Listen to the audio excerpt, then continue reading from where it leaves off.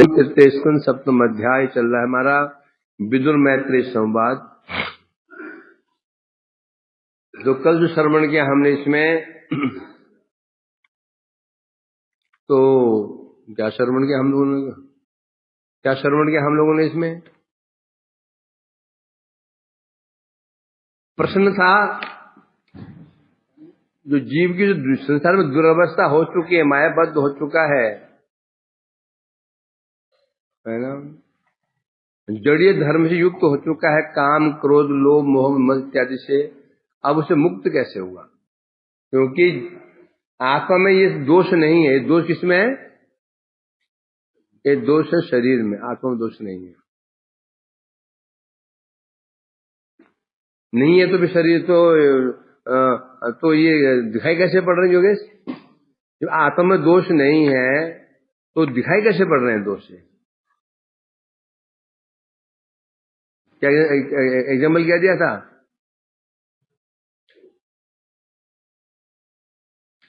लिखता है कि नहीं लिखता है?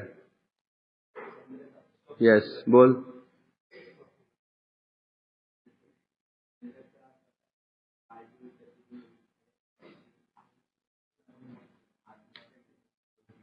हाँ, तो फिर पढ़ा कर पीछे क्या लिखा जाता है? क्या उदाहरण दिया था वैभव? जब जीव के अंदर ये दोष नहीं है तो दोष क्यों दिख रहे हैं?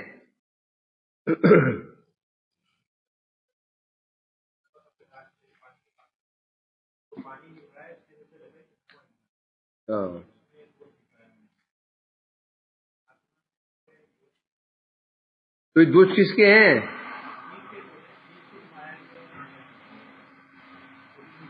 ये दोष किसके हैं? पानी के दोष है। अब हम पानी बाहर निकलाए, हम पानी में नहीं है। अब पानी में क्या? अब दोष नहीं है। अब पानी में कि पानी बाहर है? पानी बाहर है। तेरे में दोष है कि नहीं अभी? फिर कैसे हो गया?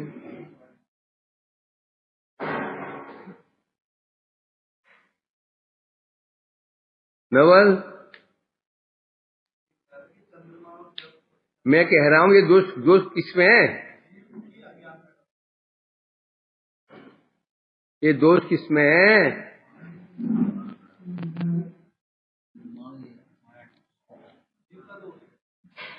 जीव का दोष है।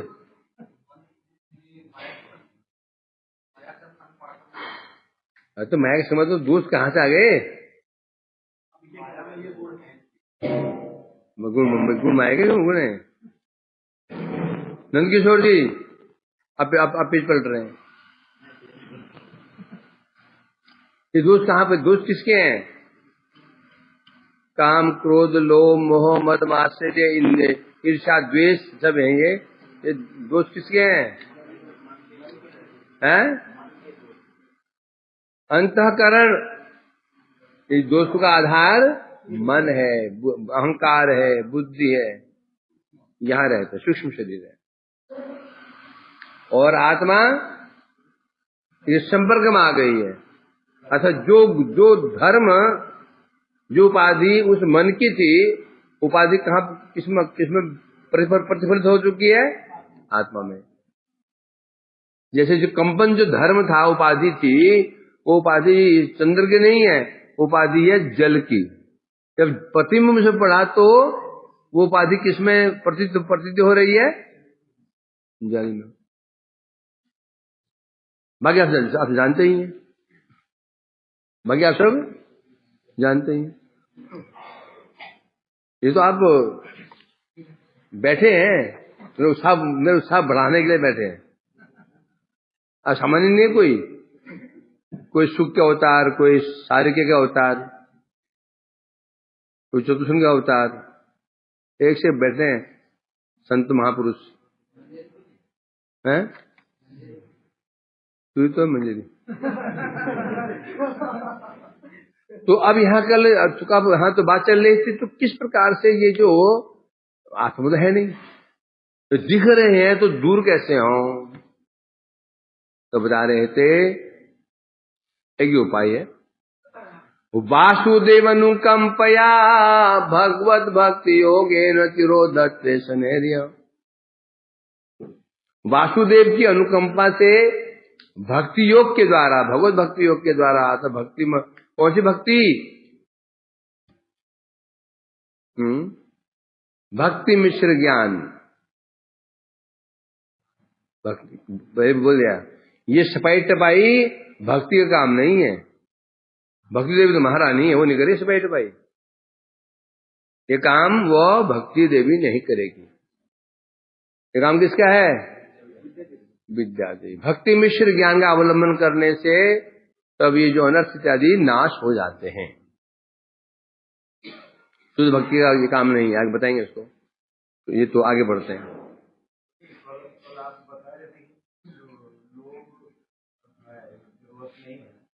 देखा जाता है कि जो वैसे भक्ति में तो भय होता है, भय से अरे वो छोड़ दो, सिद्ध भक्ति में भय है। राधे के भय, राधे के भय नहीं है। अब जरूरत नहीं होता है। भय कहाँ पर नहीं है? कि राधा जी को भय नहीं है? बस भाव बदल गया। जहां बताया गया लौल्यं च लौल्य जो होता है, लौल्य भक्ति को नष्ट करता है, प्रयास भक्ति को नष्ट करता है, भक्ति नष्ट करता है। कौन सा प्रयास नष्ट करता है? जनसंग मत करो, जनसंग भक्ति को नष्ट करता है। तो हम क्या कर रहे हैं यहाँ बैठ के? हैं? हम पशु संग कर रहे हैं? हम जनसंग तो कर रहे हैं। जहां पर जनसंग कहा ना, विशेषण दिया ही नहीं है। मैंने कहा भाई जल लाओ। अब कौन सा जल लाऊं? जब मैंने कहा अभी पीने के लिए लाओ, और जब पीने के लिए कहा अब तुम उसमें विशेषण लगा दोगे। अच्छा, मतलब कि शुद्ध जल।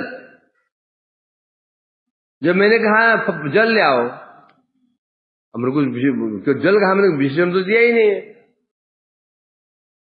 करने क्या प्रभु जी? मैंने कहा ये फर्श साफ करना है। अच्छा, जो शुद्ध जल नहीं था उसको मिले आएगा, बहुत साफ जल नहीं था। उसी प्रकार से हाँ, गति नहीं है। जीव स्वरूप में लोभ और भय दोनों रहेगा। जो वस्तु चेतन होगी उसमें लोभ भी होगा, उसमें मोह भी होगा, उसमें भय भी होगा। जीव स्वरूप में है। जो वस्तु चेतन वस्तु है उसमें लोभ भी होगा, चेतनता है। लक्ष्मी किसके हैं? इच्छा अनुभव क्रिया इसमें किसके हैं? ये चेतन के लक्षण है। परंतु जहां पर इस शरीर संबंधी आ जाते हैं तो उसको परित्याग करना पड़ेगा। प्रयास मैंने जड़ीय वस्तु के लिए प्रयास नहीं, परंतु भक्ति के लिए प्रयास।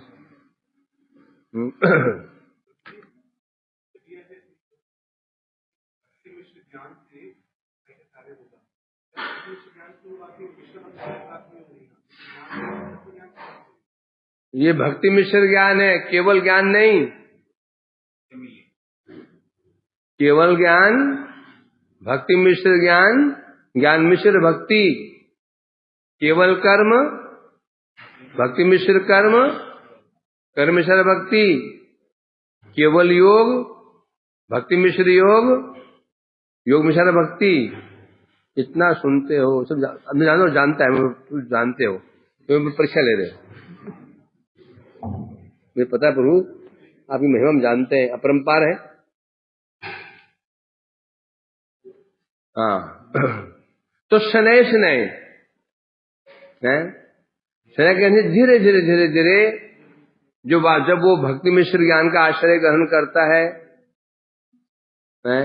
और वो भी कैसे? वासुदेव अनुकंपया। तब धीरे धीरे उसको बल प्राप्त होता है।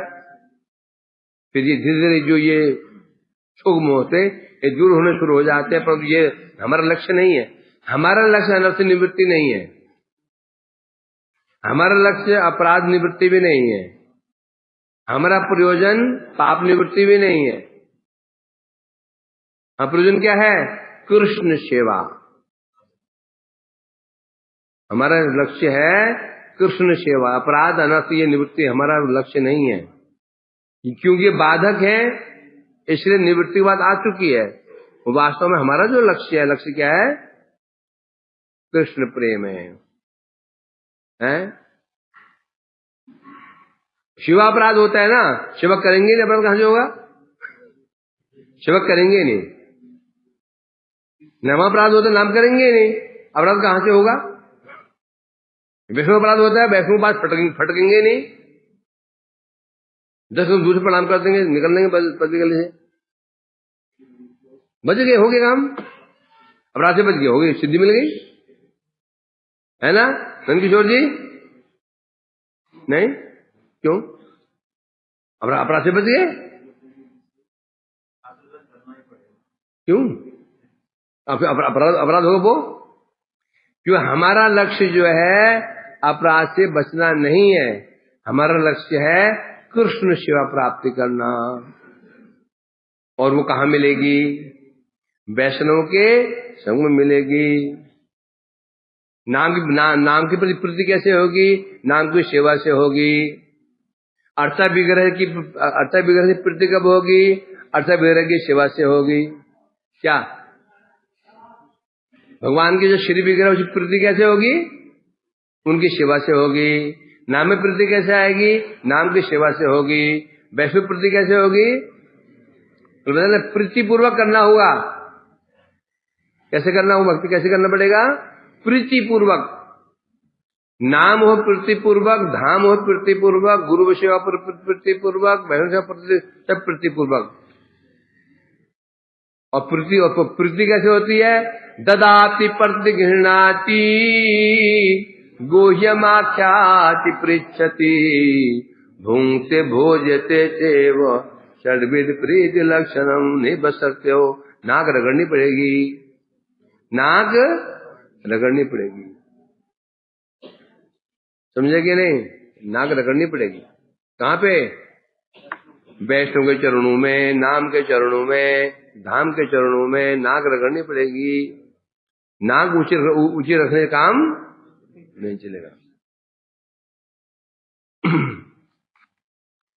तो आगे बढ़ते हैं हम लोग।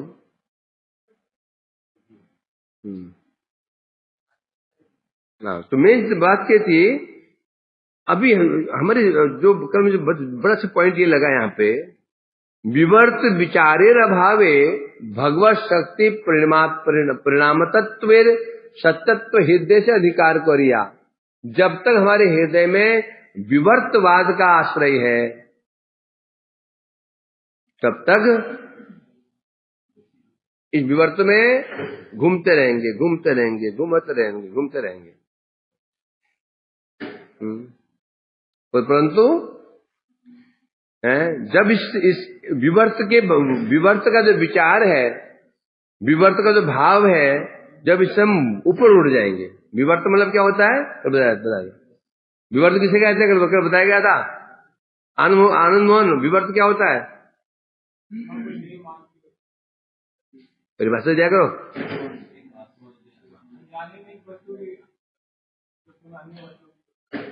अज्ञान वशतः एक वस्तु के प्रति अन्य वस्तु की परिस्थिति को विवर्त कहते हैं, उस वस्तु को विवर्त कहते हैं। क्या है? सांप में, सरस में सांप का विवर्त हो रहा है। तो हम अब इसमें हम फंसेंगे नहीं, हम फंसेंगे नहीं इसमें। कौन इस संसार में नहीं फंसा हुआ है? मुक्त पुरुष को छोड़ दिया जाए, नहीं फंसा हुआ है। ये मेरा दुपट्टा, ये मेरा मोबाइल, ये मेरा घर, ये मेरा देश, मेरा समाज, मेरा गांव, मेरा मोहल्ला, मेरा परिवार, ये मेरा मेरा मेरा मेरी, ये क्या है? ये विवर्त नहीं? विवर्त है कि नहीं है? चलिए मार पड़ाई की, जो मार पड़ाई हो किसके ले रही है? विवर्त के कारण तो हो रही है। उसने मेरा पान कर दिया, तेरा पान कहाँ गया? उसने गाली बकी है, तो गाली बकी उसने, पक्की बात है। क्या उसने तो दिखा था? दिखा ना, क्या दिखा था उसने? वो कथा सुने ना, जब वो हिरणाक्ष मारा गया था, भगवान ने मुझको वध कर दिया हिरणाक्ष का, तो उसकी रानियां को रो रही थी, माताएं रो रही थी, उसे हिरण्यकश्यप ने माता जी को उपदेश दिया था। याद है कि नहीं? पढ़ा सुना कभी? नवल क्या सुना?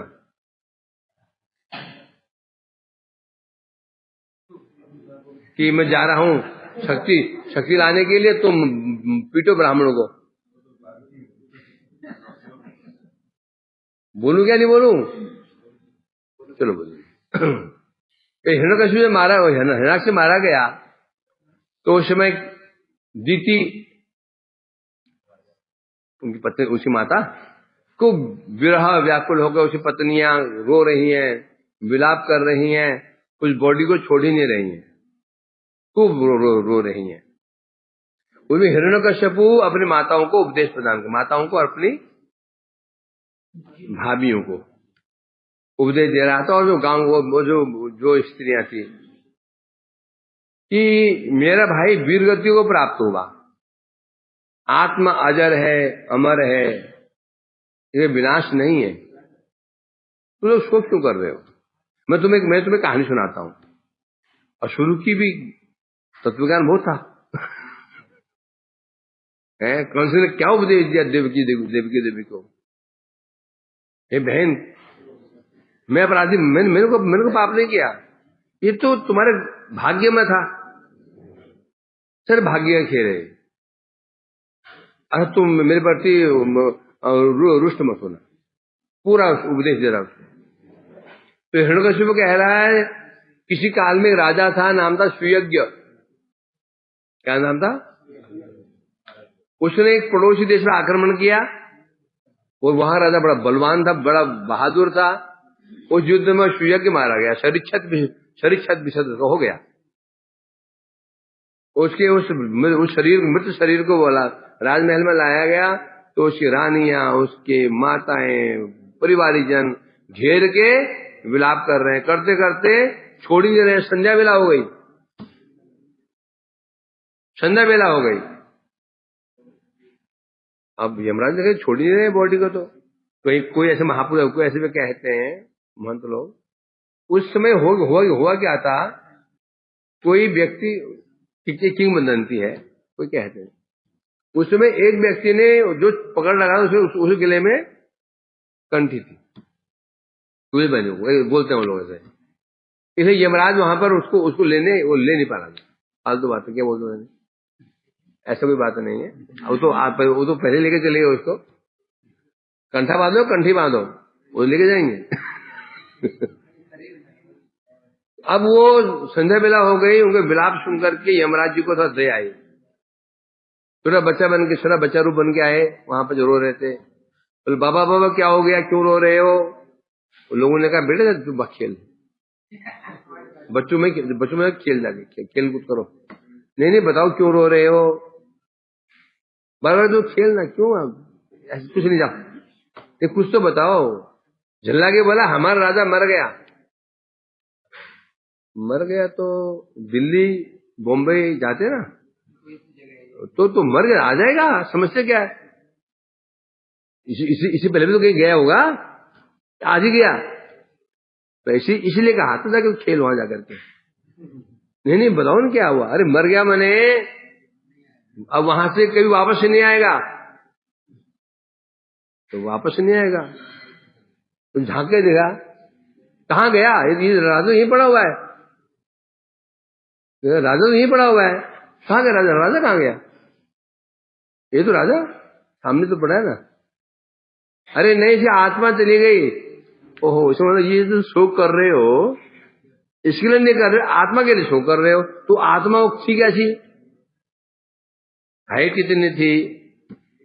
गोरी थी, काली थी, मोटी थी, सुंदर थी, असुंदर थी, कैसी थी? ये प्रश्न सुनकर के अब वो जो लोग, वृद्ध लोग थे, उनको बस झटका सा लगा। अब सोचे पड़ गए वो, बात ठीक कह रहा है, जिसके लिए हम रो रहे हैं और राजा सामने पड़ा हुआ है। तुम जो रो रहे हो राजा सामने पड़ा हुआ है, तुम्हारा पति है ये, तुम्हारे पिता है ये, और तुम्हारा राजा है ये। तो उसको लेकर रोने का कारण क्या है? कहाँ गया? पड़ा हुआ सामने, जो तुम जिसे देखते थे सामने पड़ा हुआ है, और तुमने जिसे दिखाया नहीं है, शोक उसके लिए कर रहे हो। कोई उत्तर था कि बात में? आत्मा कैसा था? तगड़ा था, मोटा था, काला था, गोरा था, चावला था? चुप। तब यमराज अपने स्वरूप में आ गए। बोले ये शरीर है। आत्मा कब जा चुका है? ये शरीर है ना? तो कौन सुना रहा कथा ये? उसी प्रकार से मेरा जो भाई वीरगति को प्राप्त हुआ, युद्ध करते वो तो सदगति प्राप्त हो गई। अब तुम व्यर्थ क्यों उसको? उसके लिए एक कहानी और सुनाई थी उसने, कबूतर कबूतरी की। कबूतर कबूतरी बोला कि एक कबूतर कबूतरी का जोड़ा था, एक पेड़ में रहते थे, घोंसले में रहते थे। इन्हें प्रातःकाल दाने की खोज में निकले। तो जंगल में एक बहेलिये ने एक जगह पर कुछ जाल बिछा करके उसमें चावल के दाने, कुछ अनाज के दाने बिखेर दिए थे। अब कबूतर उड़ के जा रहे हैं उसके ऊपर से। कबूतर की दृष्टि नीचे पड़ी। बोले स्वामी देखो तो कितने अच्छे अच्छे दाने हैं, चलो ये यहीं से चुग लेते हैं। उनका तेरी बुद्धि नहीं है, जंगल है ये, असल को घर मकान नहीं है। तो जंगल में पेड़ के नीचे ये तो अच्छे अच्छे दाने कहां से यहाँ कैसे आ जाएंगे? तो फसल है, कोई खेत तो आगे, तो आप खेत में खेत है, घर बार भी कुछ नहीं है, तो यहाँ पर इतने कीमती दाने कैसे आ जाएंगे? ये चाल है, कोई हम फंसाने के चक्कर में। अब स्त्री तुम्हारे पुरुषों की समस्या यही है,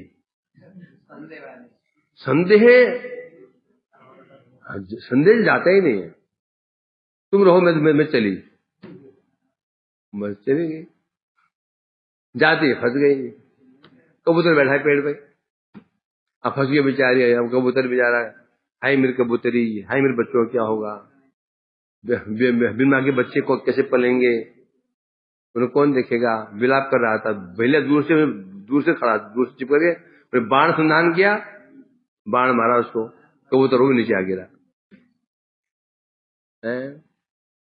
हे मां, उसी प्रकार से हमारी समस्या क्या है जीव की? एक व्यक्ति अपने कर्म से मर गया, अब हम भूल गए कि हमारी मृत्यु भी आने वाली है। तूर्ण यते न पते अनुमृत्यु जावत। उन्हें क्या चाहिए? जब एक व्यक्ति मर जाता है, उसको देखो शिक्षा मिलनी चाहिए कि ये मर गया भैया, हमें तो कुछ करना चाहिए। जिस संपत्ति को ये छाती लगाए बैठा हुआ था, मर गया, और वो संपत्ति को अब मुझे और मेरे मन में उसको प्राप्त करने, मेरे मन में उसको पाने की लालसा बड़ी हुई है। अर्थात जब कोई मर जाता है तो हमें उसे शिक्षा लेनी चाहिए। ये मृत्यु है। जब कोई मर जाता है मुझे क्या शिक्षा मिलती है? देह क्या है? नाशमान अनित्य है ना? तो कबूतर की स्थिति हुई, कबूतरी फंस गई है, तो कबूतर क्या करते बेटा? वहां भाग जाता, भागा होता नहीं, विलाप कर रहा था, बस हो गया, वो बाण लग गया उसको।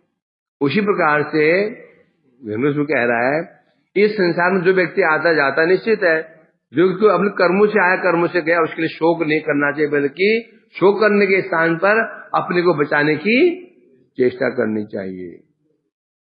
लब्ध्वा सुदुर्लभमिदं बहुसंभवान्ते मानुष्यमर्थदम अनित्यमपि हदीर्ण तूर्णम यते न पतेदनुमृत्यु जावत् निःश्रेयसाय विषया खलु सर्वतः स्यात्। श्लोक याद है? श्लोक याद है? याद नहीं? याद कर लेना श्लोक। ये श्लोक सब याद करो। मेरा मठवा के पहला श्लोक यही था, लब्ध्वा सुदुर्लभम। जब मठ माया में 7-8 महीने तक कुछ नहीं पढ़ा मैंने, कोई याद नहीं किया, बस उद्देश्य था बर्तन मासने, बर्तन मासने है, सब्जी बर्तन मासने, आटा मलना है और बस हरि नाम करना है। बस बर्तन मासे, तो बर्तन मासे नरसिंह महाराज, हम तो जो जमुना पार चले जाते थे खेतों में, जो दुर्वासा हमारे पास नहीं था उसमें, हम 2 साल बाद करूँ मैं, तो ऊपर छोटा जो है, जो ऊपर झोपड़ी थी, हम चौहान नाम करते थे बैठ के। तो मैं बर्तन मास से जुमड़ा के चले जाता, 2:30 बजे निकल जाता, 5 बजे कीर्तन से वापस आता। मेरा लक्ष्य ये था कि बर्तन मास ने सेवा करनी है, नाम करना है। वो झमेले बड़े पढ़ते पढ़ता है, यहाँ पढ़ना। फिर मन ने कहा भाई चलो तुमको, फिर कहा 5-6 मिनट बाद मेरे पास आना चाहिए, हम लेके चला गया। उन्होंने 2 पेज दे दिए, ये पढ़ के आना। मैं पूरा रट लिया याद करके, हाँ पूरा सुना रहा हूँ। वो हंस रहे हैं, क्यों हंस रहे हैं? अरे ऐसे रटना सुना मैंने, ये ऐसे रटना नहीं इसको। मैं यार पढ़ के हाथ करके यहाँ भी पढ़ना पड़ेगा, ये बड़ी समस्या है, समझे क्या नहीं? फिर इस बार 1-1.5 साल, फिर 7-8 9-10 महीना हो गया था। उसमें से फिर हमारे तीसरे महाराज बंगाल गए थे, तो वहां से वापस आए तो गुरुजी ने कहा भाई नए बच्चे आए, इनको पढ़ाओ। ऊपर कमरे में तो क्लास ली थी, 3 बजे क्लास लेते, 3 बजे। तो वहां उन्होंने पहला श्लोक मैंने याद कराया था, मुझे याद करा रहे, लब्ध्वा सुदुर्लभम बहुत सम्मानते। तो विशेष लोग विशेष याद रहता है, तब से भूला नहीं इसको। फिर करीब 2 साल, 1-1.5 साल बीत गया। मन खराब हो गया, अच्छी से मन खराब हो गया। घर मतलब नहीं था, मन खराब। गुरुजी पास गया, महाजी पास, रोने लगा, क्या हुआ? मैंने मन लगता ही नहीं मठ में, क्या करूं? तो करता क्या है? मैं नाम करता हूँ। बताइए नाम कितने करता? नाम तो करता है, और बर्तन मांजता हूँ। पढ़ते कुछ नहीं, पढ़ता भी नहीं हूँ। तब नवीन इनको ग्रंथ दो, माजी को इतना ग्रंथ दे दिए। अब नाम थोड़ा कम करो, थोड़ा बहुत, और टाइम ग्रंथ में मन दो। तब से पढ़ाई शुरू हुई। मेरा लक्ष्य ये था बस, बर्तन मासो आराम से सेवा में, बर्तन सेवा थी, वो आराम से नाम करो, कोई समस्या नहीं, कोई टेंशन फ्री। सबसे बड़ी सेवा, सबसे अच्छी सेवा मन क्या सेवा है? बर्तन सेवा। एक निश्चित टाइम पर जाओ, मास के आ जाओ, फिर वो आगे बुलाएगा भी नहीं। सबसे बेस्ट सेवा है। सबसे यदि खतरनाक सेवा है तो इंचार्ज पद, सबसे बाधक है इंचार्ज पद। समझा क्या नहीं? कब बुलावा आएगा कोई ठीक नहीं। रोटी वाला गया, छुट्टी हो गया, आ गया, क्या समस्या है? कोई बात नहीं, वो अलग बात है। मतलब कि सेवाएं फिक्स है। तो मुझे समझिए सेवा जो लगी, जो मैंने अनुभव किया, अपना अनुभव किया, बर्तन वाला सबसे बेस्ट रहता है। वो लास्ट में जाता है मान मुझ करके छुट्टी कर देता है, बस। न आगे की चिंता न पीछे की चिंता। सबसे खतरनाक सेवा होता है पुजारी की। मैं पुजारी भी रहा हूँ, 8-9 साल पुजारी हो गया। ये बड़ी समस्या पुजारी की, बड़ी समस्या। इसलिए पुजारी बनना नहीं चाहता, बन जाएगा। तो हम अच्छा क्या बदल लीजिए? हाँ, तो यहाँ तो श्लोक हमने याद किया था, ये श्लोक याद, सबको याद होना चाहिए। हिरण्यकश्यप ने माता को समझाया, माता समझ गई, उनका सुख दूर हो गया, उनको शांत करके पहुंच गया राजसभा में, बुलाया सबको, असुरों को। इस विष्णु ने मेरे भाई की हत्या की है, बदला। उनको उपदेश देके आया, उन्हें शांत करके आया, बदला। पृथ्वी लोक में जाओ, जिन्हें ब्राह्मणों को वध कर दो, गायों का वध कर दो, फल के वृक्ष काट डालो, विष्णु को भोजन मिलना बंद हो जाए, बस विष्णु कमजोर हो जाएगा। मैं शक्ति अर्जुन करने जा रहा हूं मंदराचल पर्वत पे, फिर देखते हैं इनको। ऐसे कहते हैं हिरण्यकश्यप की शिक्षा क्या है? उपदेश, जो उपदेश देने में पंडित है, आसन करने में 0 तो वही हिरण्यकशिपु है। वर्तमान में पराय लोग हिरण्यकशिपु ही है। उपदेश तो खूब देंगे, जहां बात आएगी पालन की वहां 0। ऐसा नहीं, ऐसे नहीं होना चाहिए। वो तो कह रहा हूं, हम सब वही हैं, हम सब, मैं तुम नहीं। तो आगे बढ़ते चलो, जैसा भी हुआ ये भी ठीक है। संसार में सब ठीक, वो भी ठीक है, ये भी ठीक। ये तो संसार की, ये तो शोभा है ना। जेल की शोभा किससे है? जेल की शोभा किससे है? कैदियों से। तिहाड़ की शोभा क्यों है? तिहाड़ की शोभा क्यों है? क्यों? अब भयानक कैदी रहते हैं, भयानक कैदी रहते हैं। 10 मर्डर किया, ऐसे कैदी रहते तिहाड़। और छोटे मोटे जिलों कौन मानता है? तो संसार की शोभा क्या है? हम जैसे महानुभाव भी संसार की शोभा है। तो शोभा कम नहीं होनी चाहिए। ये बेड़ा हमने उठा रखा है। संसार को हम शोभा रहित नहीं कर सकते हैं, है ना वैभव? नंद किशोर जी बिल्कुल ठीक है। तो आगे पढ़ते चलो। तो हम कल हैं हो तो यार, जिन धूप तेज हो, कल बारिश हुई ना, तो तेज नहीं तो पानी में कचरा हो जाएगा। यदेन्द्रिय उपरामो अथ दृष्टात्मनि परिहरो विलीयन्ते तदा क्लेशा संसुप्तस्यैव कृष्ण स। ओ श्री हरि। यदा इंद्रिय उपरामो अथ, आज मिनट क्या हुआ? पेट खराब हो गया? यदा इंद्रिय उपरामो अथ दृष्टात्मनि परिहरो विलीयन्ते तदा क्लेशः संसुप्तस्यैव कृष्णशः। यदा मैंने जब इंद्रियां, हमारी इंद्रिय उपरम हो जाती हैं, उपरम मने निवृत्त हो जाती हैं। कैसे होती हैं? दृष्टात्मनि। कहां हो जाती हैं? दृष्टात्मनि, अर्थात आत्मा के जो साक्षी, कौन? परमात्मा, श्री हरि भगवान।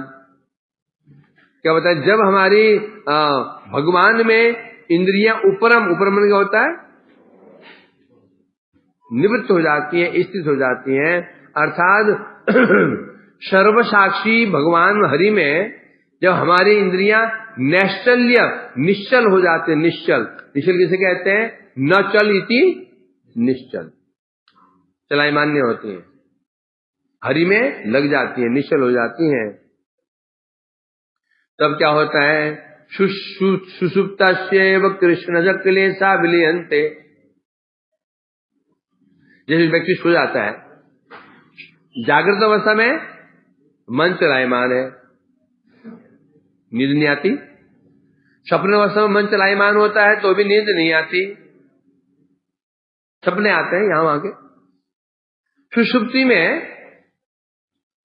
इंद्र की वृत्तियां क्या हो जाती हैं?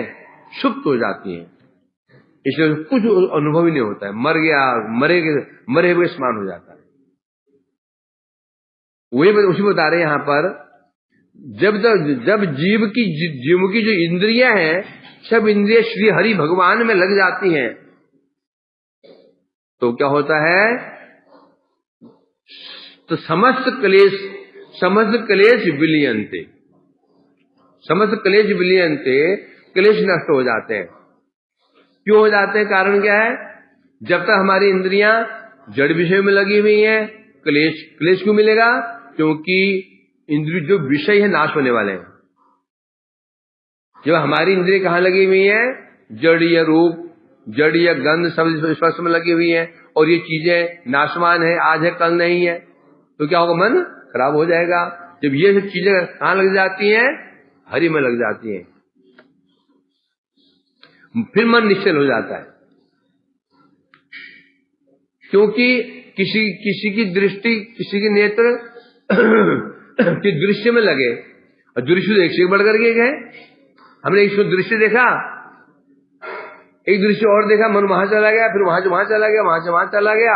रस, एक रस पान कर रहे हैं तो उसे बढ़िया रस लग गया, तो मन वहां चला गया, उसे बढ़िया रस।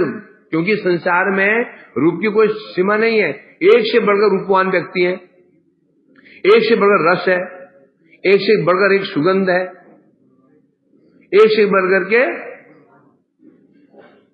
स्पर्श है। तो मन तो चलायमान हो गया होगा है? तुम कुछ पान कर रहे थे, गन्ने का रस, सामने एक व्यक्ति पी रहा था, अनार का रस लाल लाल, मन चलायमान हो गया। वो पी रहे थे तो और मन चलायमान हो गया। परंतु जब भगवान में लगने पर फिर चलायमान क्यों नहीं होता? भगवान में चरम है, भगवान से बढ़कर रूप किसी का नहीं हो सकता, सुगंध नहीं हो सकती, रूप रस नहीं हो सकता, बस वही सबकी चरम सीमा है। इसलिए कहते हैं जब चला जाता है, इसलिए कहा गया क्या, वही अवस्था तो बता रहे हैं यहां पर। जब कैसे अवस्था हो जाती है, व्यक्ति सो जाता है, सोए हुए, सोने से पहले बड़ा दुखी था, लड़का मर गया, बिजनेस में बहुत हानि हो गई, उसने अपमान किया, सोया बड़ा दुखी होकर के, क्रोध में सोया, शोकग्रस्त होकर के सोया, तो आया सुषुप्ति में सब भूल गया, सब उसे शोक चले गए, चाहे वो 10 मिनट के लिए गए हो, 1 घंटे के लिए चले तो गए। उसी प्रकार बता रहे हैं, जब जीव की इंद्रियां जब भगवान में लग जाती हैं, भगवान में क्या हो गया, लगना में क्या हो गया, नेत्र भगवान के रूप, नेत्र भगवान के रूप का आस्वादन करना शुरू कर देते हैं, जीवा भगवान के रस का आस्वादन शुरू कर देते हैं, कर्ण भगवान के शब्द का आस्वादन करने लग जाते हैं, खास तो उनके चरणों का स्पर्श करने का आस्वादन करने लग जाते हैं। फिर उनके सामने ये जड़ीय रूप रस क्या कुछ भी नहीं है, तभी निश्चल होगा। निश्चल कब होता है? हमारा मन निश्चल मतलब चलायमान कब तक रहता है? जो चीज हमारे पास में है उसे बड़ा कुछ दिखता मन चला जाता। हमारे पास फोन है सैमसंग का, कुछ हुआ एप्पल का, सबके पास फोन, हमारे मठ में सबके पास फोन था नोकिया का, सब कुछ मन चंचल नहीं था।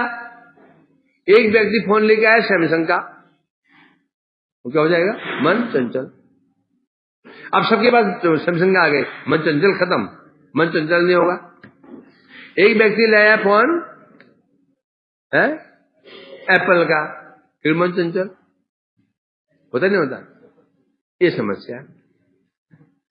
तो इस भगवान के अंदर, भगवान में क्या है? चरम सीमा, रूप रस गंध शब्द, इस पर चरम है। और दूसरी बात क्या है? जीव की अपनी वस्तु क्या है? जब तक जीव की अपनी वस्तु से मिलेगी नहीं ना, जीव ये वास्तव में जीव का स्वरूप क्या है? जीव स्वरूप में क्या है? रूप रस गंध शब्द स्पर्श का आस्वादन। किसका आस्वादन?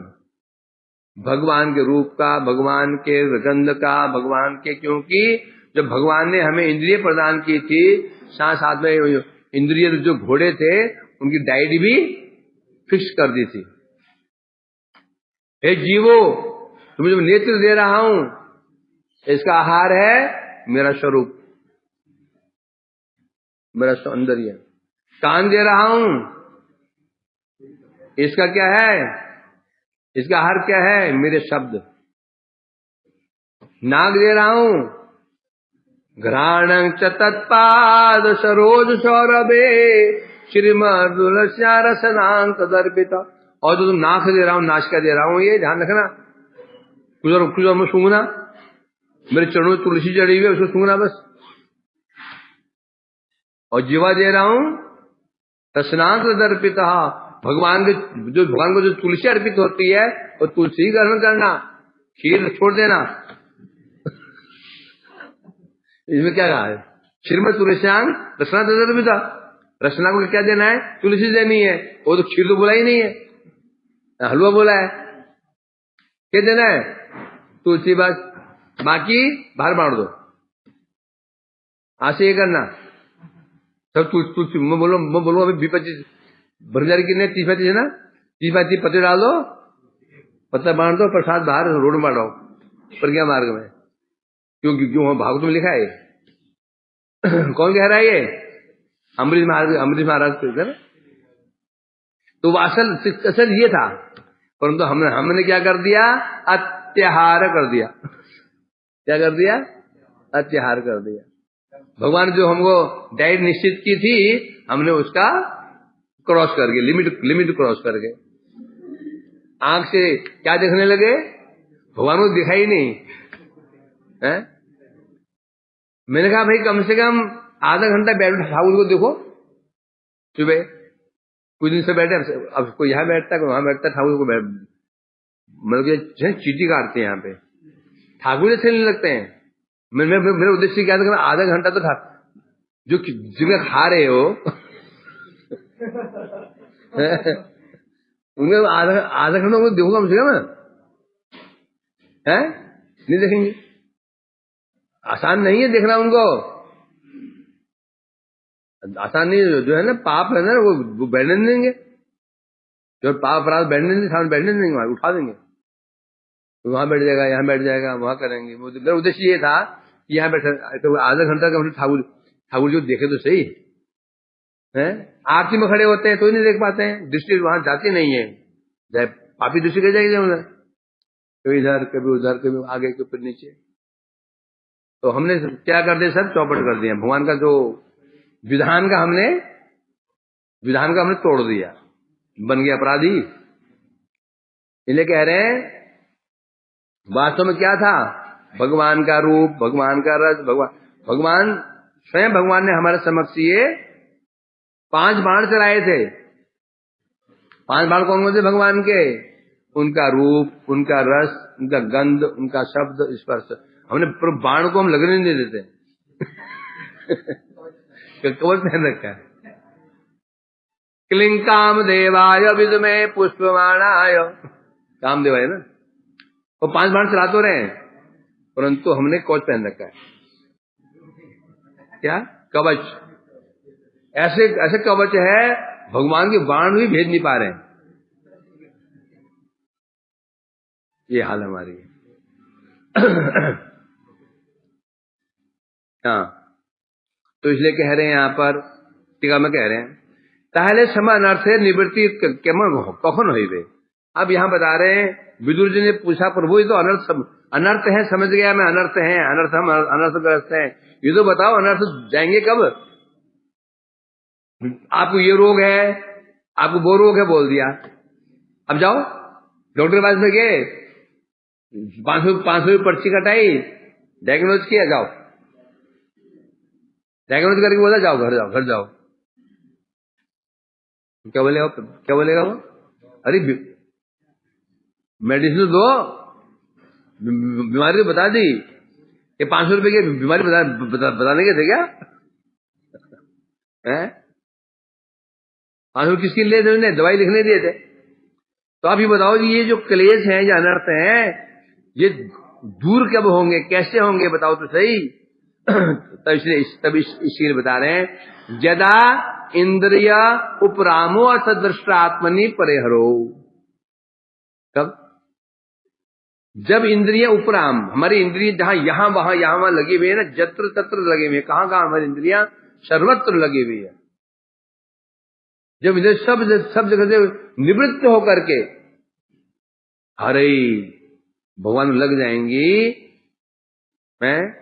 इंद्रिय चक्र अर्थात इंद्रिय कहने से वास्तव में इंद्रिय खतरनाक नहीं है हमारी, शत्रु हमारा आंख शत्रु नहीं है, मन शत्रु नाक में नहीं है। यदि आंख शत्रु होता हम आंख फोड़ देते। कोई बोले भाई तू आंख फोड़ ले, तेरा बिल्कुल मन ठीक हो जाएगा, आंख फोड़ लेते। ऐसे साधक भी हैं, तुम ही फोड़ लेते। हाँ कहिए, वो तो फोड़, क्या समस्या है, कैसे? परंतु समस्या क्या है? समस्या आंख, क्या समस्या? आंख नहीं है, समस्या क्या है? क्योंकि इंद्रिया तो केवल चेले चबाटे हैं। बॉस कौन है? बॉस तो मन है ना। सरदार कौन है? डाकू, वो तो डाकू है। सरदार कौन है? मन सरदार है, सरदार का दिन है, हैं? बस, तो क्या सरदार को जब्त करना पड़ेगा? मन कैसा है? ऐसा सरदार है, अंधा है, लूला है, बहरा है, गूंगा है, ना हाथ है, ना उसके नाक है, ना कान है, ना हाथ है, ना पैर है, ऐसा सरदार है। तो उसको जब्त करने का क्या उपाय है? उनको चेलों को बंद कर दो, चेलों को पकड़ लो, आहार मिलेगा ही नहीं तो अपना आप ही मर जाएगा। दो बातें होती हैं। कोई बोलते नहीं जी नहीं, क्या फिर ऐसे बोलते हैं कि जबरदस्ती नहीं करनी चाहिए, इंद्रियों को जबरदस्ती रोकना नहीं चाहिए, है? रोकना चाहिए। क्यों रोकना चाहिए? जब इंद्रियों को, जब मन को, क्योंकि मन के हाथ पैर तो है नहीं है, मन सहायता किसकी लेता है? इंद्रियाणांग चरतांग यग मनो विधीयते हर तरह से प्रज्ञा वायुनाव्य अमृता, क्या है ना एकदम का, क्या शुरू हो गया? इंद्रिय चरतांग यग मनो विधीयते हर तरह से प्रज्ञा वायुनाव्य अमृता।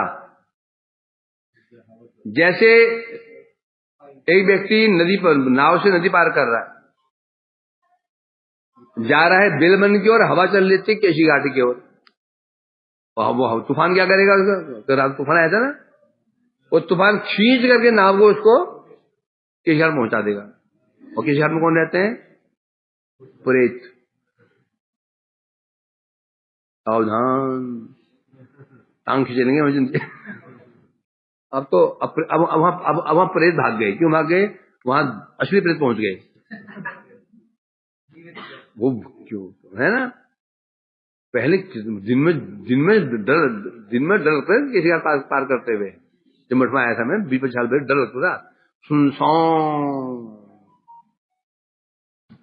है। यह हालत है। अब देखो क्या हाल है। जो वहां वाले भूत डर के भाग गए। ये भूत समझे, बड़े भूत आ गए, इन नाव में घूम रहे हैं। थोड़ी हमसे नहीं डर रहे, तो हमें डरना पड़ेगा आगे। हाँ, तो हुआ क्या? वायुर नाव अंभसा, जिस प्रकार से बता रहे हैं, वायु क्या करती है? नाव को धक्का दे करके विपरीत दिशा में ले जाती है। उसी प्रकार से इंद्रियाणांग चरतांग यंग मन अनुविधीयते, उसी प्रकार से हमारा मन जिस इंद्रिय के साथ में हो जाता है, वो एक ही इंद्रिय हमें सर्वनाश की ओर ले जाती है। एक ही इंद्रिय, बहुत जरूरत नहीं है, एक ही इंद्रिय बहुत है। मन आंख के साथ जुड़ गया, लग गया, तो वो आंख ही हमें सर्वनाश करने के लिए पर्याप्त है, विपरीत दिशा में ले जाएगी। मन जुड़ गया, लग गया कान के साथ में, वो एक कान ही पर्याप्त है हमारा सर्वनाश करने के लिए, है ना। जहां गाने आ रहे हैं, गाने सुनने चला जाएगा, भक्ति गई। तो इसलिए कह रहे हैं यहां पर, हाँ, जब इंद्रिय जो सकल इंद्रिय इत्यादि हैं,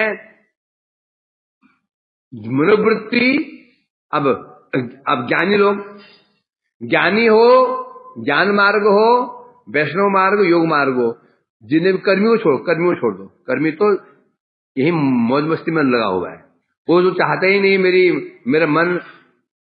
मेरा मन संसार से विरक्त हो, चाहता नहीं, वो चाहता और लग जाए संसार में। ज्ञानी, योगी, भक्त, ये तीन संसार से विरक्त हो, तीनों को संसार की अनित्यता की उपलब्धि हो चुकी होती है। ये तीनों समझ जाते हैं, इंद्रियों की वृत्ति जो है ना, मन की वृत्ति हमारा नाश कर रही है, हम ब्रह्मांड से बाहर जाना है, 3 लोग होते हैं, कर्मी, ज्ञानी, योगी, भक्त। कर्मी तो पशु के समान है, जो खाओ पियो और मौज करो, उसको छोड़ दिया जाए, जो ब्रह्मांड में घूमना पसंद करता है। भाई जो 3 लोग हैं, ज्ञानी लोग भी, ज्ञानी भी जानते हैं, ज्ञानी को पता होता है हमारा जो मन की वृत्ति हमें सर्वनाश कर रही है, इंद्रिय वृत्ति सर्वनाश कर रही है, तो ज्ञानियों के अनुसार इंद्रिय सकलेर मन वृत्ति समवेद उपराम बोलते लय। उपराम कहने से ज्ञानी को क्या बोलते, लय हो गया। अर्थात ज्ञानी लोग की क्या चेष्टा करते हैं, हमारी जो इंद्रियां हैं वो वृत्ति नष्ट हो जाए। उनकी क्या विचार होता है, वृत्ति नष्ट करने की, नष्ट। और वृत्ति नष्ट तो होगी नहीं, क्यों नहीं होगी, जीव की चीज, जो जीव के अंदर जीव की वृत्ति है, वो जिस दिन जीव की वृत्ति नष्ट हुई, जीव क्या बन जाएगा, जड़ बन जाएगा, नष्ट तो होगा नहीं। तो ज्ञानी लोगों की क्या भावना रहती है, ये जो वृत्ति मनोवृत्ति है इसका नाश करना।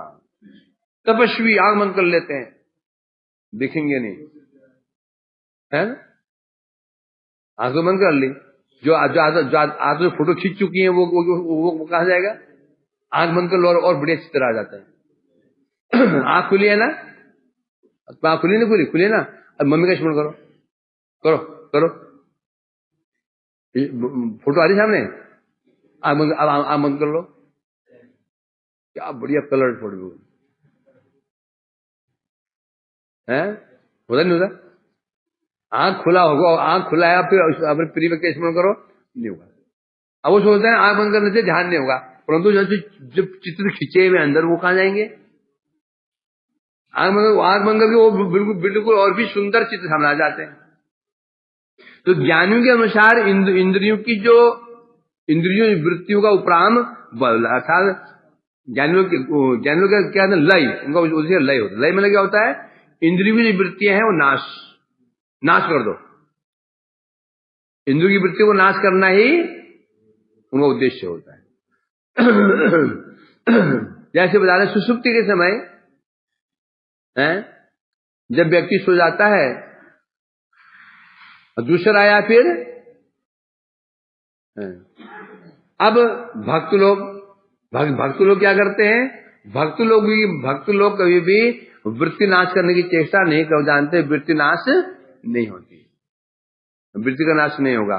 मन है, मननाथ इति, मन किसे कहते हैं, मननाथ जहर किसे कहते हैं, जो मारता है, आग जो जलाती है, तो मन किसे कहते हैं, मननाथ। मनन से ही मन बना हुआ है। तो मन यदि है, तो तुम कैसे उस मन को मनन करने से रोक सकते हो, इच्छा करने से रोक सकते हो, क्या? नहीं रोक सकते हैं, उसका धर्म है। परंतु ज्ञानी लोग उसको रोकने की चेष्टा करते हैं, तपस्वी ज्ञानी रोक देते हैं। नदी है ना, नदी किसे कहते हैं, निम्नगा, निरंतर बहती नदी। अब यदि तुम उसको रोकने की चेष्टा करोगे, पानी को रोकने की चेष्टा करोगे, बांध बना दिया, पानी रुकेगा नहीं रुकेगा, वैभव, नदी में बांध बनाओ, पानी रुकेगा नहीं रुकेगा, नहीं रुकेगा, रुकेगा, कुछ दिन रुकेगा, फिर ओवरफ्लो हो जाएगा और ये बांध टूट गया। पहले नदी अपने मार्ग में जा रही थी, कोई समस्या नहीं थी, अब जब बांध टूटेगा फिर सर्वनाश करेगा। इसीलिए होता है ना, जब बांध बनाए जाते हैं तो उसमें नहरें खोल देते हैं, दरवाजे खोल देते हैं। जब अनाउंसमेंट होता है भी बाढ़ आने वाली है, तो पहली वो गेट खोल, पानी ऊपर से पानी आ रहा है और डाइवर्सन हो रहा है इधर उधर, तो बांध में ओवरलोड होता नहीं है, बांध टूटता भी नहीं है ना। उसी ज्ञानी लोग क्या सोचते हैं, मन को रोक लो, तपस्वी रोको, मन को नाश कर दो, कब तो रोकोगे, रुकता है, जमा होते धुम ब्लास्ट हो जाता है, सीधे फिर कुंडा विवाह कर लेते हैं। कौन गया? विश्वामित्र राजा, ज्ञानी लोग है ना। तो भक्ति मार्ग में क्या है? रोको नहीं, दिशा बदल दो। नदी है, नदी का धर्म ही है और प्रवाहित होगी, दिशा बदल दो। तो भक्ति मार्ग में क्या है? दिशा। मन की दिशा बदल दी। कहां बदल दी? मन का धर्म क्या? स्मरण करना। क्या स्मरण करना है? भगवान का स्मरण करो। रूप का स्मरण करना है ना। रूप बड़ा सुंदर लगता है तो भगवान में रूप किसे हो सकता क्या? रूप अच्छा लगता, रूप है तो अरे भगवान रूप से बड़ा रूप कोई हो सकता है क्या? भगवान से बढ़कर रूप किसी का? वो स्मरण करो। रस के बढ़ते मन भाग रहा है, उनके चरणों का रस का स्मरण करो। मन को प्राग मिल गई, अब मर गई नहीं। इसलिए कहते हैं ज्ञानी लोग इंद्र की वृत्ति को लय नाश क्या करते हैं? उनको बिल्कुल रोकने की चेष्टा कर देते हैं, उसे लय कहते हैं। जैसे कि किसी साधक को भगवान के नाम रूप गुण पीड़ा हो जाती है, उनके अंदर का अनुभव नहीं है,